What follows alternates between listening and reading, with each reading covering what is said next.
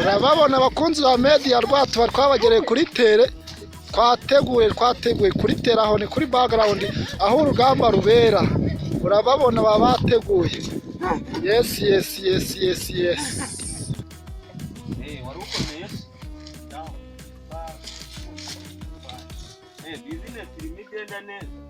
Urabona n'ibintu cyane biba byaranye. Ndibona we uri mu buryo nta kibaye kabisa. Byahe mwana tutarayo yenda kurara.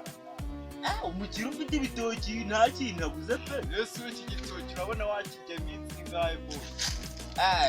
Iki nuko kirya umugezi waje imodoka zo gutwara zira. Bana bosi ndagaste nawe nuwo gusese. Uzufite imodoka ingahe kurya urabona naje gutwara imodoka. Ubu tugiye nka kwereka abakozi mfite. Wazati ubundi kugira ngogere mu bakozi. Amanya abakozi bangahe? Jewe ubu nkubwiye abakozi mfite. Nta wabo barangu barangize. Ngiye nshaka kujyana nkakongera mu bakozi. Kuneya amasiko bosi. Gira tugende uje gukora utangira akazi. Ukabarikeza. Ko utwara imodoka? Yego cyane. Ntaza nikoreye imizigo ki. Wewe ubundi urazo utwara amasimu yambutsa mu bindi bihugu. Ubwo si bamfatiye. Oya, ngewe nzakwihera perime. Perime?